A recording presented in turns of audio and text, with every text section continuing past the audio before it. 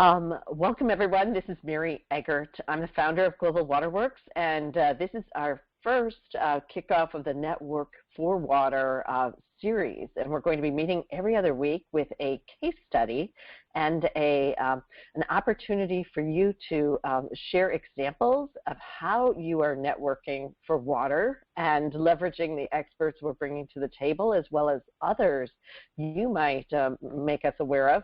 And what we'll go through today is just a basic introduction on who Global Waterworks is and how you can use our resources and be part of the team that's making Global Water work. A great success story. I'm thrilled to have Joan Roehre of Adventure Kids Learning with us today. And then we'll share some examples. And also I invite people to share events on the horizon that they're working on and ways that other people can tap into both the education and the experts who are making water work. And a few people asked about us extending the Q&A period in case there are issues that come up or just questions that we want to tap our teammates for. We'll go until 8:45 this morning, so happy to stay on if there are things to work on.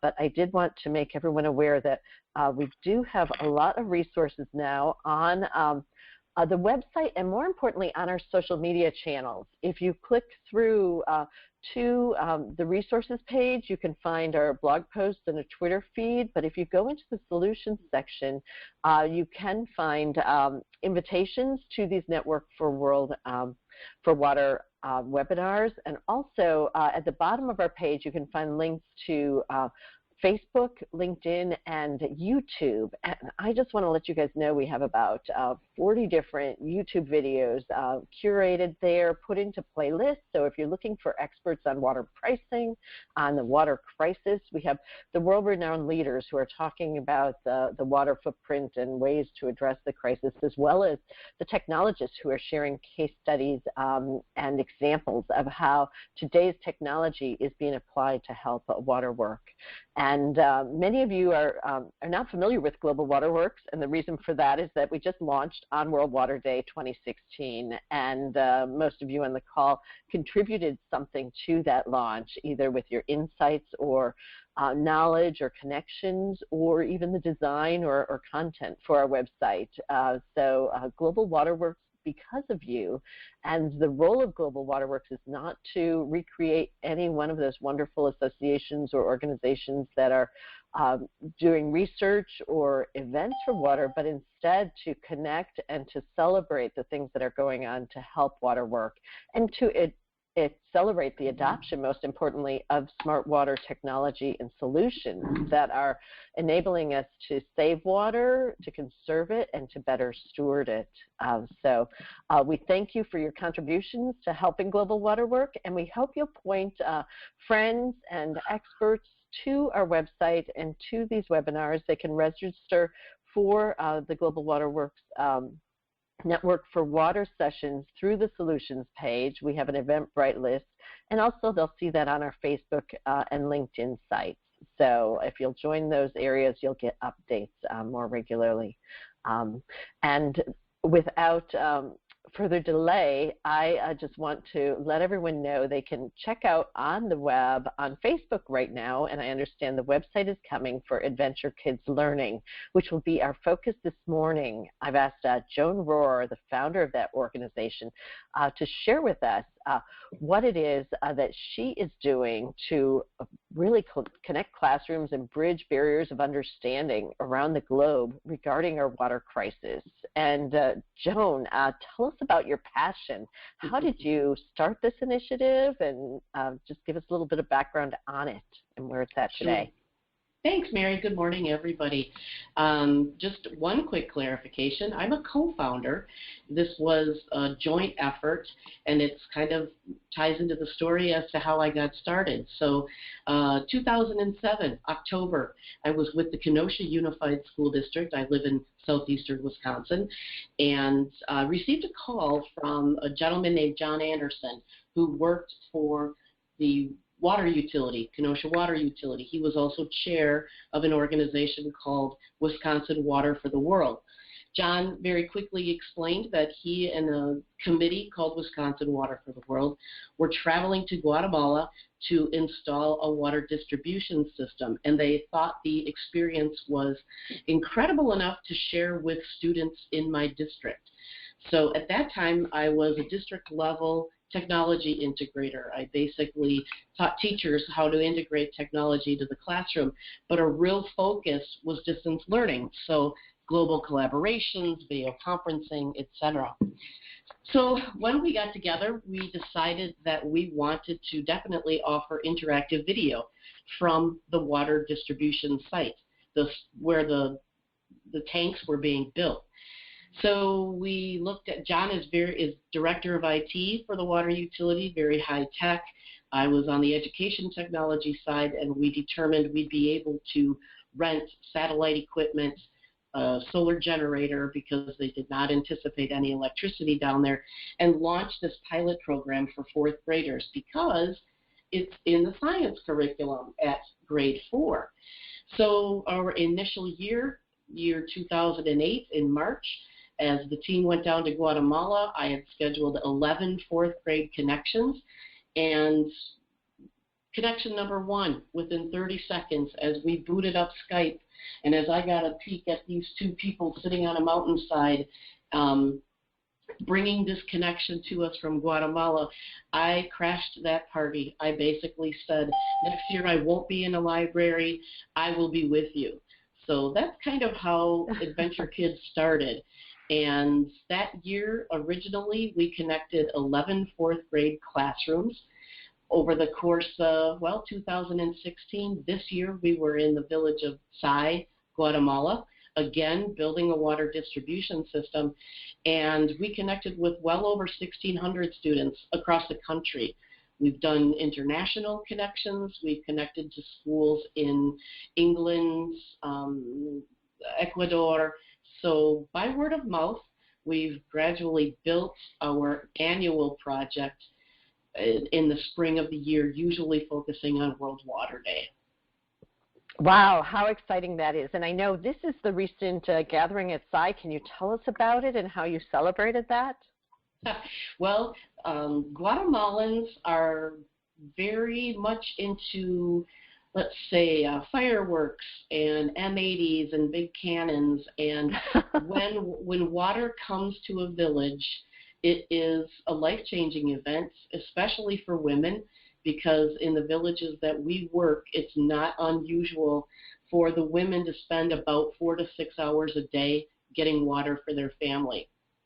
So, indeed, the women and the people in the village, their lives are changed. So what you see in the picture that's being shown is one of the skeleton for the tank. The tanks are 2 2,500-gallon tanks. They are all handmade. There is no construction equipment. We're at an elevation about 7,500 feet. So all the cement is brought up by people from the village.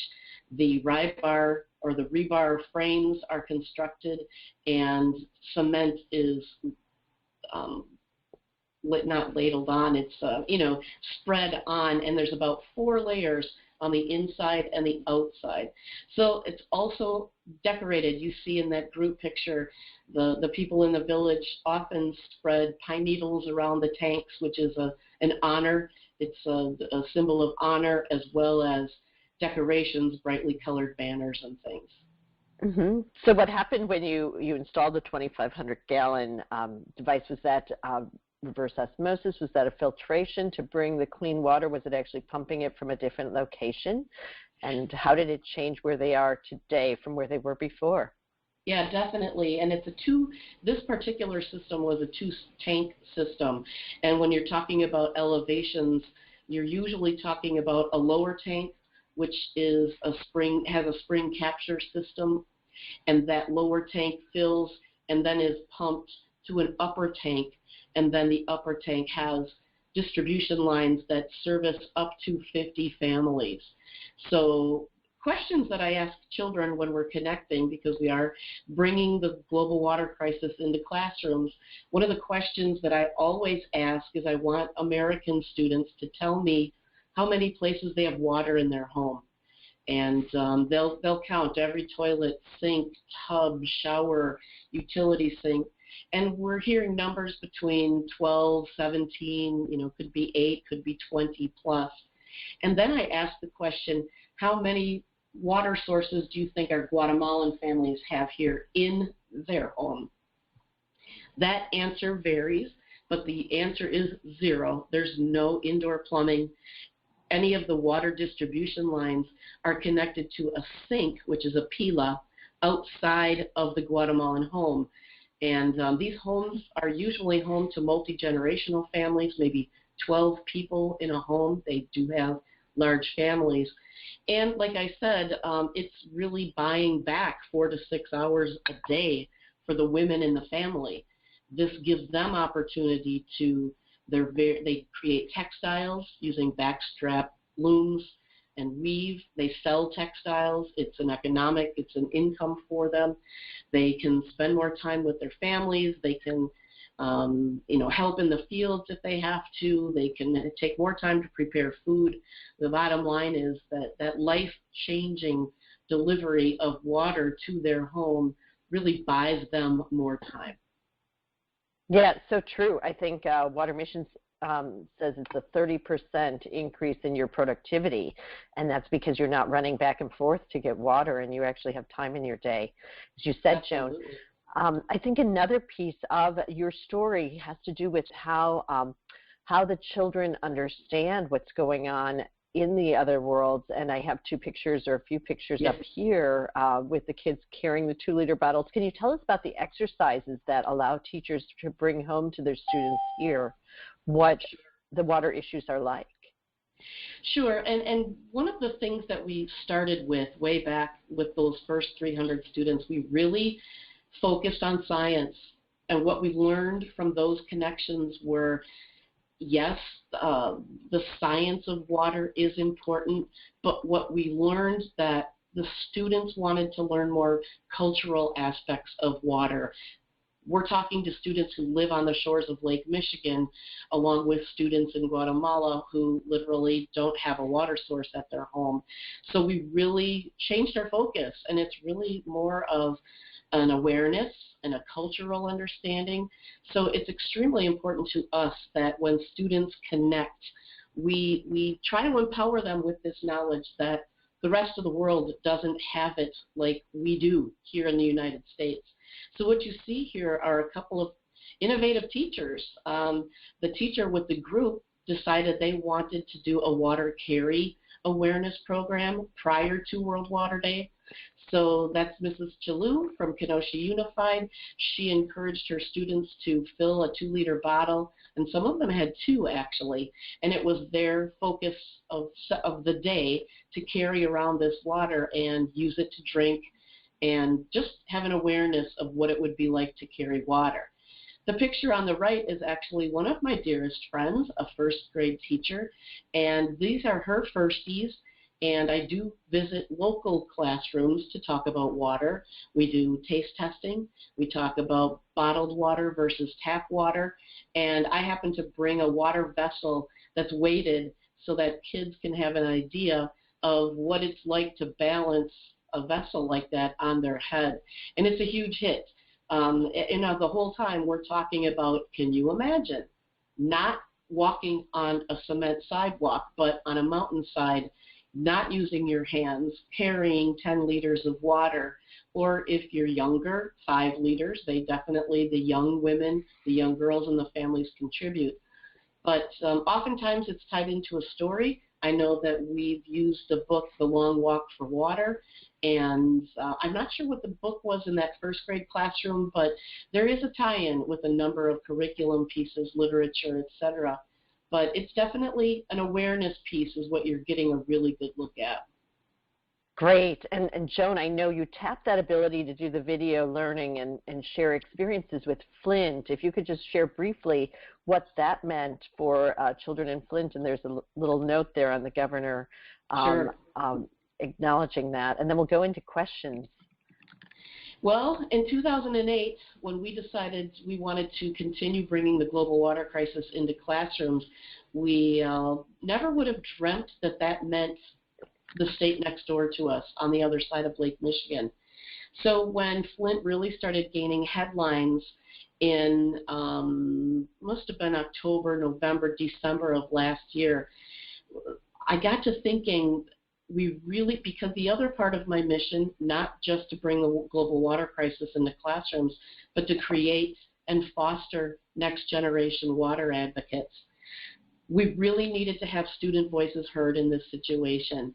And I really tapped into some networking and social media, and I ended up locating a principal at a school in Flint, Michigan, and I brought this idea to her. I wanted to host student town hall sessions virtually so that students that may have or may not have participated in our Central America connections had an opportunity to now learn that this is something we are facing in our own country.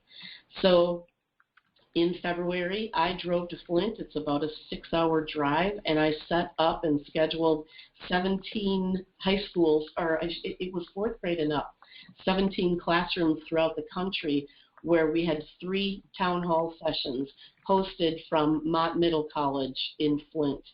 And this is a 5-year high school.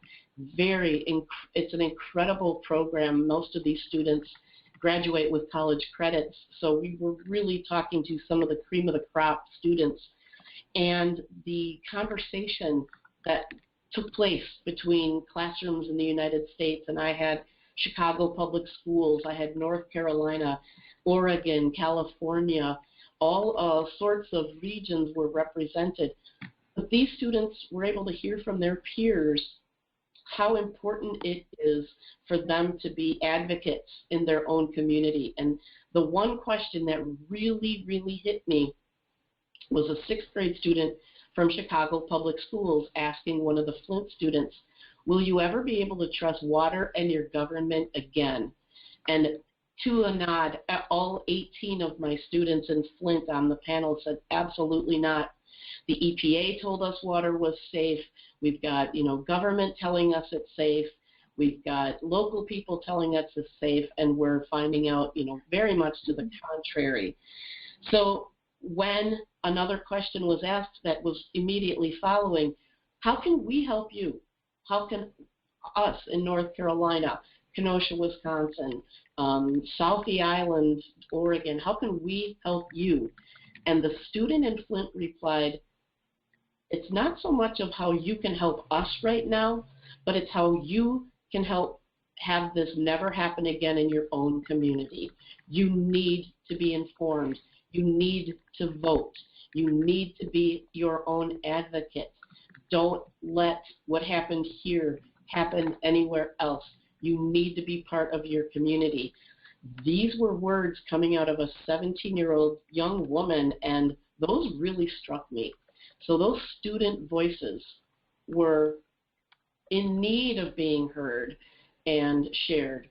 And now I'm working actually on another town hall session, and we're not doing it with a high school group this time. We're having it hosted by 3rd graders in Flint. One who has been regionally speaking and who's very outspoken on what's happening in her community at 8 years old. I really think our best chance for water advocates right now are hitting grades 3, 4, 5, 6, and getting a spark in them now so that they can be those informed citizens. Wow, very interesting, and I think it's a little concerning. I know the idea of testing locally and also empowering students to be citizen scientists is one thing that's been brought up by members of this group. I know Shajan is on the call. I don't know if you have ideas for equipping students with additional knowledge because of what you're doing in the classroom, but I invite you to share that if you do. I know one of the things that I saw actually this weekend was a transformed school bus into a mobile lab in New York City. And boy, oh boy, did my gears start turning. And I'm an idea person, but the thought of having a mobile water testing lab, like you said, citizen science, even just the process. And when I'm going into classrooms, I do bring some water tests for coliform bacteria so that they can get a visual sign. But the science process is so important for them to witness or be a part of.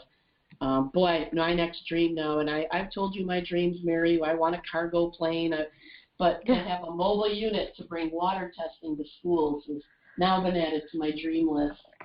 Oh, that is wonderful, Joan. And I know you're working with a number of other groups, the Wisconsin Water for the World you mentioned, Engineers Without Borders, and I know Canned Water for Kids is also a group that people can tap. I'd like to ask, I know there are people on the call here who would want to know like how they could leverage your resources. So let's say STEM Hero wants to show how kids are using their initiatives in Guatemala. What could Nate and his team do if they wanted to tap you?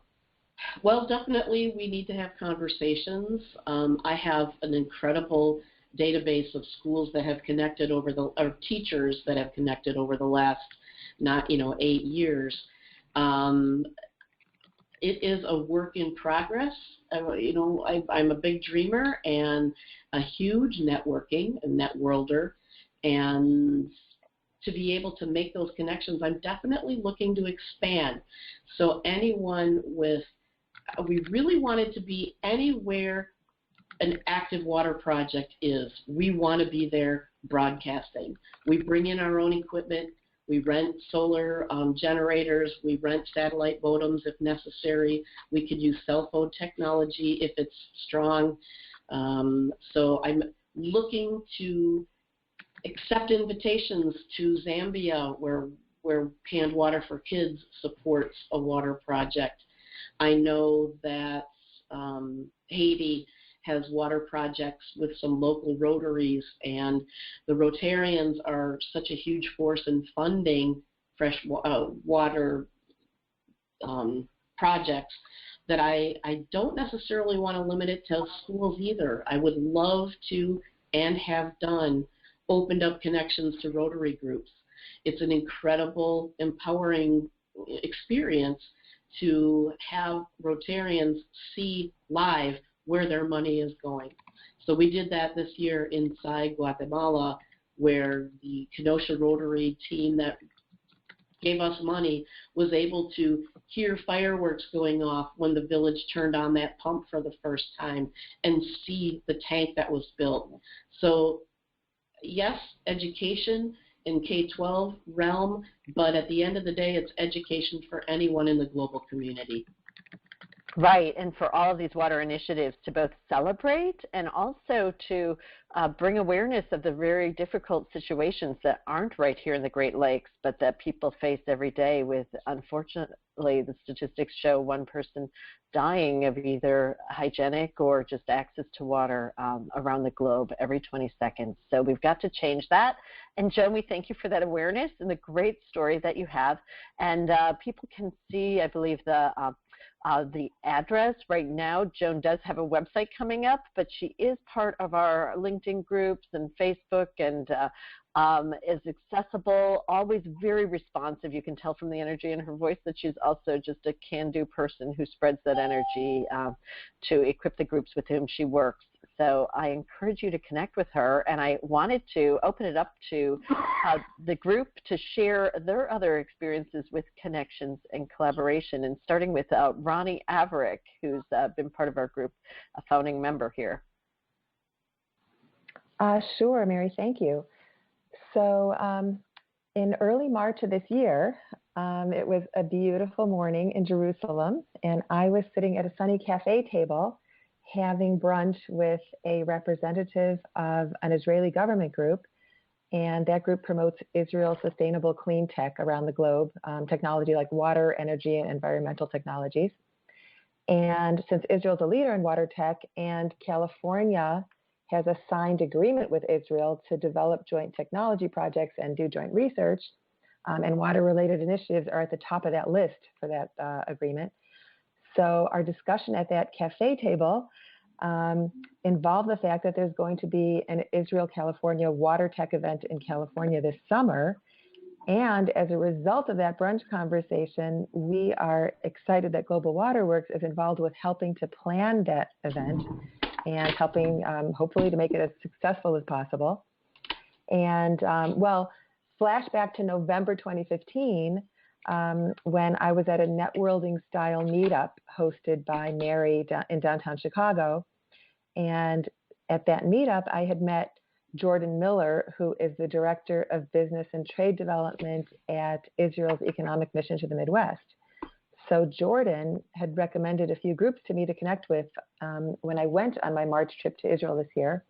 And it was Jordan's suggestions that led directly to my sitting at that cafe table and connecting with that Israel group that is having this trade event in California.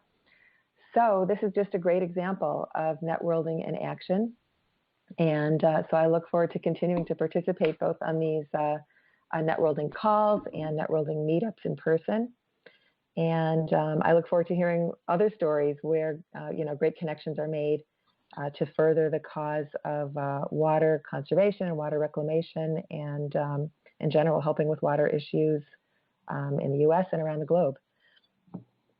Yeah, thanks, Ronnie. And I think the key part of that is that you didn't just sit idly by. It's like we all need to think about where we are and what connections we could open up. And who would have thought that you could open the door to Israel water technology right while you were there? But it was so obvious and connected, I think, through your sister.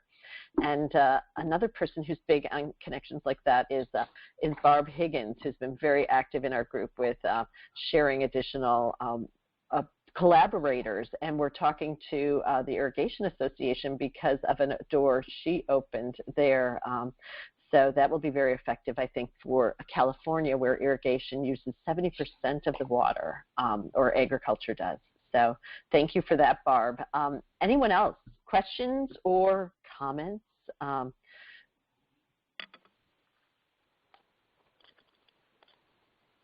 Well, this is Shahjan. Can you hear me? Yes, welcome, Shahjan. Okay. All right. Good morning. I missed part of the presentation, but got most of it.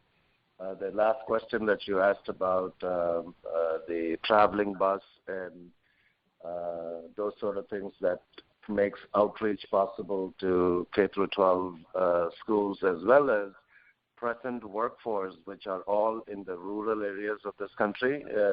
The outreach capability can not only help present workforce, it can also help produce the future workforce. And so along those lines, last October, a group of us, UW Milwaukee School of Freshwater Science, my company, a group of independent consultants, we proposed to National Science Foundation a proposal for a 3-year program to develop what we call Water Park. And essentially that Water Park is taking these science activities to the communities to advance informal science-related learning, which it's not necessarily classroom activities, but it includes things like water quality assessment and demonstrations and setting up networks of testing centers and capabilities in different water bodies and things like that. So this Water Park initiative should be lucky to get selected.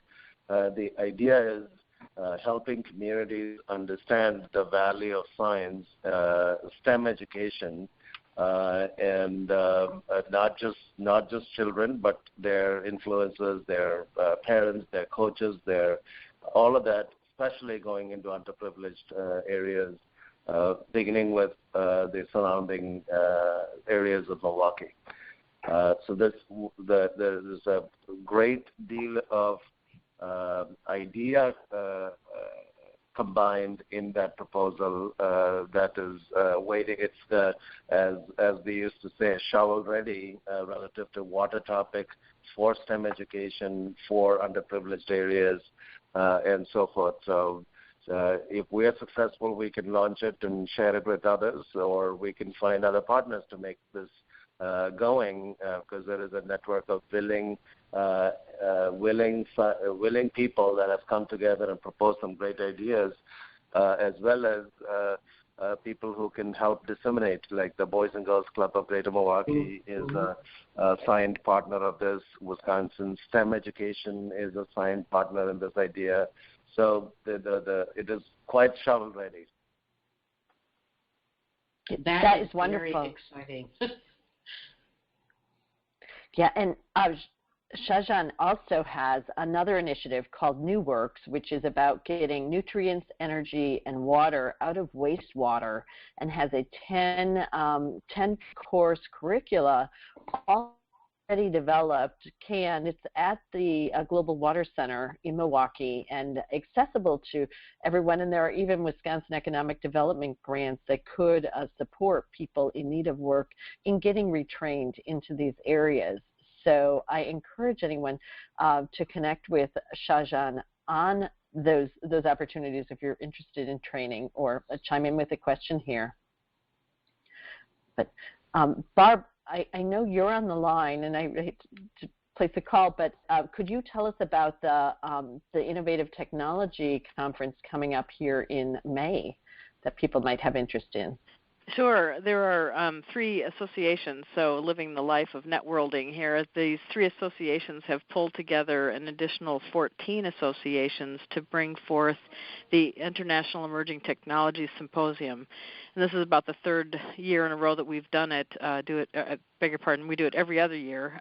But every year we also, in conjunction with that, pull together something called the Plumbing Industry Leadership Coalition. So that's just to say that I'm a full believer in this notion of networlding.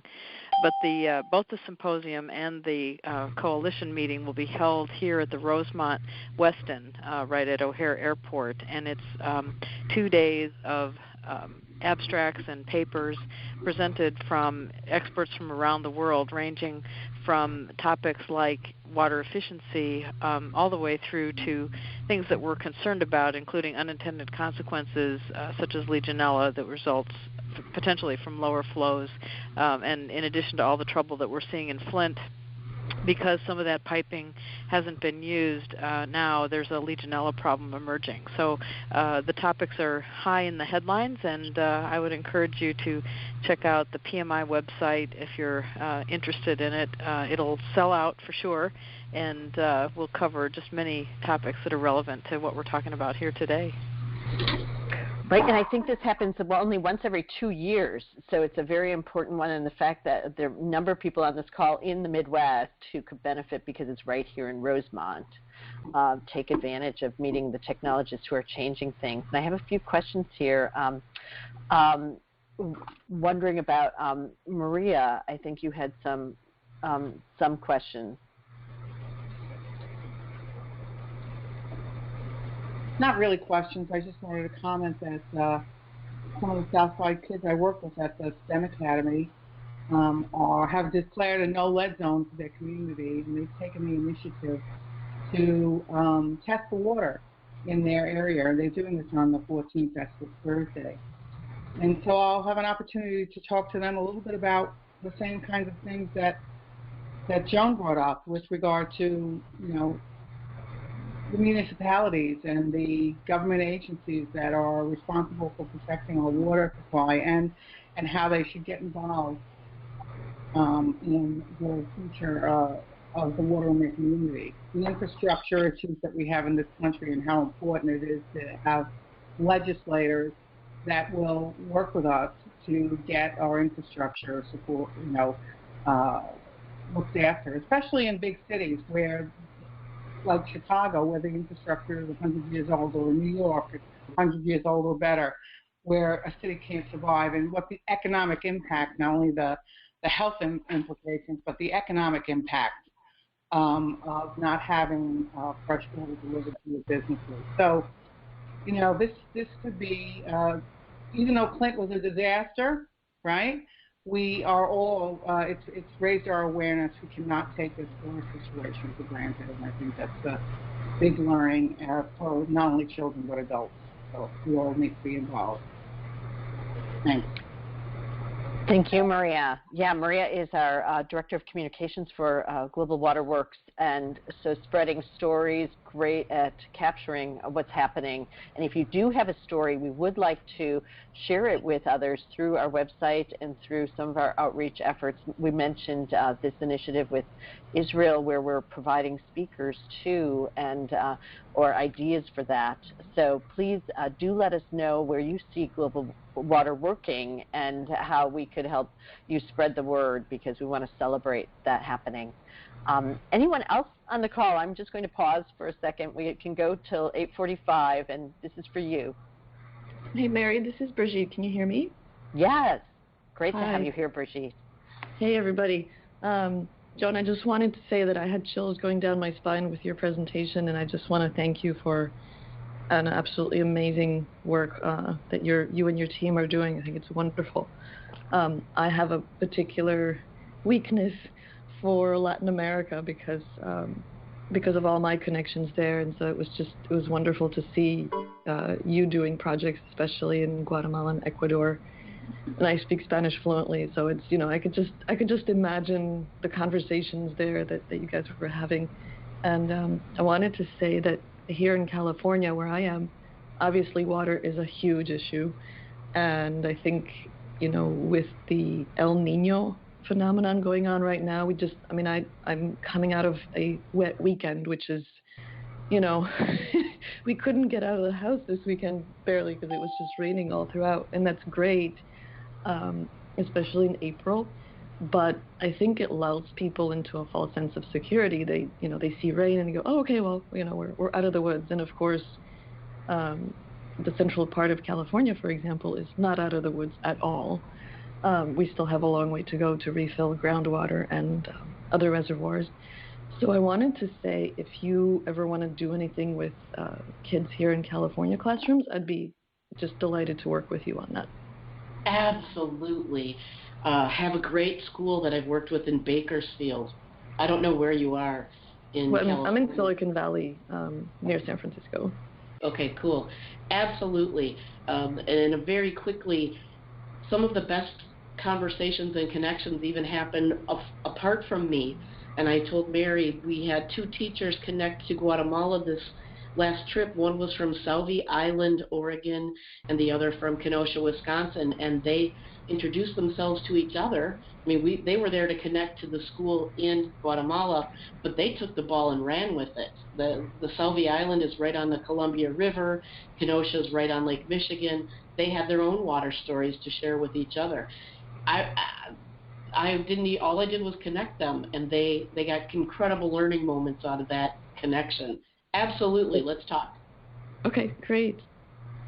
Yeah, and Brigitte will also bring along chocolate. She just launched a book called The Jaguar and the Cacao Tree, and it's a all of her books are amazing. You can find her at lucida.net. But her interest, if you don't mind my saying, and you can add, Brigitte, is in bringing creativity, sort of art form, to the storytelling to really engage people and allow them to experience things like the plight of, could we run out of cocoa, or what's the history of cocoa and the development of chocolate. It's a wonderful initiative, and everything she does is sort of very fully integrated to our experiences emotionally and physically and then scientifically. So it was just such a great encounter to connect with Brigitte through a separate networking initiative by the marketing executives of the world.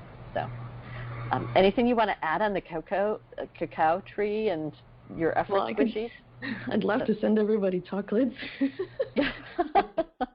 We would love that too. Yeah.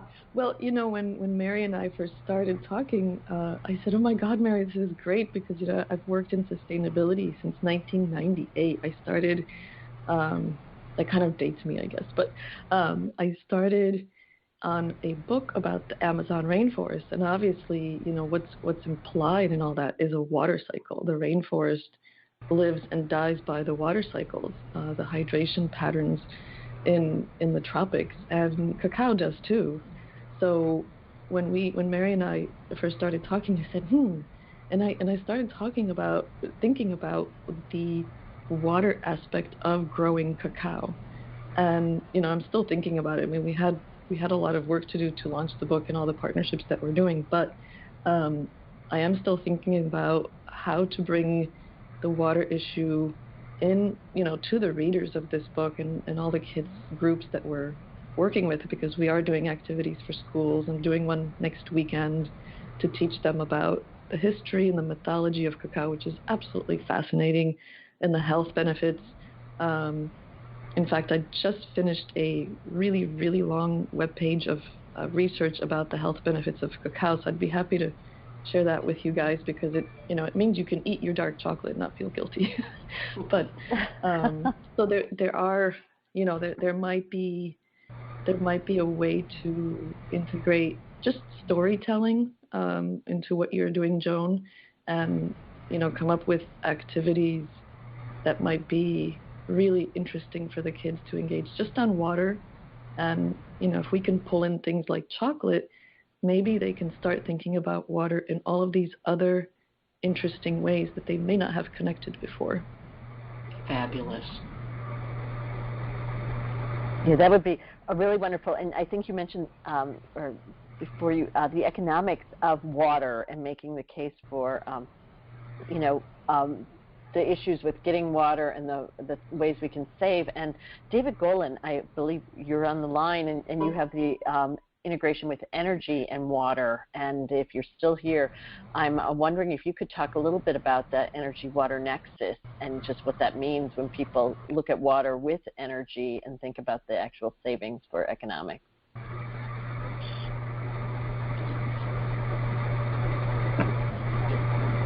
And David, maybe you left the line, but that's a topic that I'll give him another second. Or even Shajan with the energy coming with water when we save it. Well, I mean, I can just briefly mention my interest in really water initiatives. One of the early sustained interests came from discovering this idea of aquaponics that Milwaukee was still is practicing, but was kind of pioneering relative to urban agriculture a number of years ago. And when you really understand that, it's not just energy water nexus; it is energy water food nexus, because it's a food production method that is highly water efficient, and if it is water efficient, it's highly energy efficient because it takes water to produce energy, and vice versa. Anyway, this topic is now getting certainly a lot of attention, even in an environment of lowering energy prices and so forth, which is really cool, because it may be lowering energy prices for us here in the United States, but it's not necessarily lowering energy prices for people who pay for energy in dollars. In other parts of the world, they import energy, which is most of the large portions of the emerging markets. So it's still a very important topic, and one of the other exciting things that's happening in this country now is, but at least some of the larger wastewater treatment plants have goals of becoming net zero energy users. That means they have potential to harvest energy from their processing of the wastewater and so forth. So that's some of the largest ones are doing it now. Milwaukee is doing. I know DC Water is implementing it, and so on and so forth. So those are things that are beginning to happen. And certainly the limiting factor in all of this is, in a major way, technical talent that is needed to solve these problems. We have enough of people that can talk about all of this, but certainly not sufficient people who can get in and do these things in a rapid way, so that they could be happening. And so that's why I'm passionate about training and STEM and having more people know what to do, and have set up this training system relative to teaching anybody the technical aspects of water management and technology that goes into it, and energy recovery and nutrient recovery and so forth. Right, and I mentioned Shajan earlier, and you can find his information at thinknewworks.com. And there were a number of different organizations I just want to reference before we go. SafePlumbing.org is where you will find the plumbing manufacturer's information. A tremendous site. You will find many other resources on water.